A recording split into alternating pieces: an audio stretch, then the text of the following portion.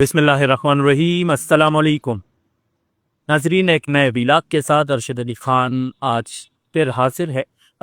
اس vlog میں ہم افغانستان، برطانیہ اور امریکہ کی مختلف انسانی حقوق کی تنظیموں کی جانب سے جاری کی جانے والی رپورٹس پہ بات کریں گے۔ افغانستان کی انسانی حقوق کی تنظیم رواداری نے گزشتہ روز ایک رپورٹ جاری کی ہے جس میں کہا گیا ہے کہ جب سے افغان طالبان رجیم نے افغانستان میں اقتدار سنبھالا ہے، اس کے بعد سے اقلیتوں اور خواتین کے خلاف جو مظالم ہے، اقلیتوں اور خواتین کی انسانی حقوق کی جو خلاف ورزیاں ہیں اس میں اضافہ ہوا ہے، اور یہ اضافہ 40.4% تک ریکارڈ کیا گیا ہے۔ رواداری نے اپنی رپورٹ میں کہا ہے کہ جب سے افغان طالبان رجیم میں اقتدار سنبھالا ہے تب سے ٹارگٹ کلنگ، ماورائے عدالت قتلوں اور جبری گمشدگیوں میں اضافہ ہوا ہے، اور اس سے 611 افراد متاثر ہوئے ہیں۔ اسی طرح خواتین کے خلاف جو ہے اقدامات میں اضافہ ہوا ہے۔ خواتین کے اسکولوں پر پابندی، خواتین کی نوکریوں پر پابندی لگائی گئی ہے۔ افغان جو عدالتیں ہیں ان کی جانب سے جسمانی اور ذلت آمیز سزائیں لاگو کی گئی ہیں، اور ان سزاؤں پہ پبلکلی عوام کے درمیان میں عمل کیا گیا ہے۔ بعض کیسوں میں کوڑے لگائے گئے ہیں، بعض کیسوں میں پتھر مارے گئے ہیں، اسی طرح شوٹس وغیرہ بھی ہوئے ہیں۔ دوسری جو رپورٹ ہے وہ برطانیہ کی ایک تنظیم چرچ ٹائمز کی جانب سے جاری کی گئی ہے۔ چرچ ٹائمز کی رپورٹ میں بھی کہا گیا ہے کہ جب سے طالبان نے حکومت سنبھالا ہے تب سے لے کر اب تک اقلیتوں اور خصوصاً مسیحی برادری کے خلاف جو اقدامات ہیں اس میں اضافہ ہوا ہے۔ چرچ ٹائمز نے اپنی رپورٹ میں واضح کیا ہے کہ پورے افغانستان میں کہیں بھی عوامی چرچ موجود نہیں۔ اسی طرح مسیحیوں کو سرکاری ریکارڈ میں اقلیتی برادری بھی تسلیم نہیں کیا گیا ہے۔ اس وجہ سے جو مسیحی افراد ہیں افغانستان میں وہ دوہری زندگی گزارنے پہ مجبور ہیں۔ وہ اگر اپنی عبادات کرتے ہیں تو چھپ کر کرتے ہیں، ان کو عوامی سطح پر اپنی عبادات کرنے کی کوئی اجازت نہیں۔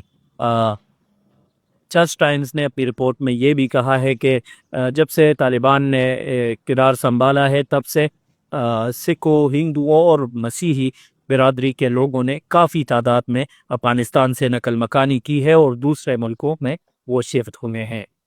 سب سے آخر میں ہم بات کریں گے امریکہ نیو یارک کی ایک انسانی حقوق کی تنظیم کی رپورٹ کے حوالے سے، جس میں کہا گیا ہے کہ 16 مارچ کو افغانستان کی 16 مارچ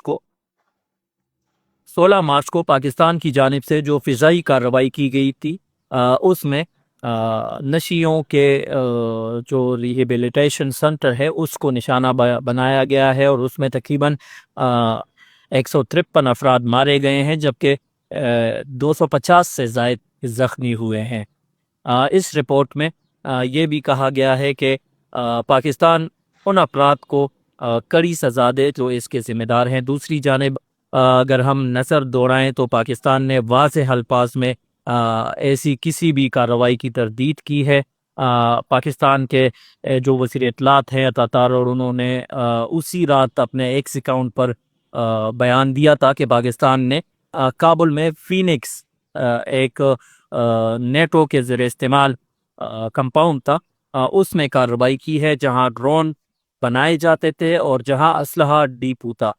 اسی طرح اس کمپاؤنڈ میں جو خوارج ہے ان کو تربیت بھی دی جا رہی تھی۔ تو پاکستان نے اس فیسلٹی کو ٹارگٹ کیا تھا جس میں کافی لوگ مارے گئے تھے۔ جو افغان جرنلسٹ ہیں، جو افغان صحافی ہیں، ان کی مطابق 30 لوگوں کی لاشیں انہوں نے گنی تھی، جبکہ کافی زیادہ تعداد میں لوگ زخمی بھی ہوئے تھے۔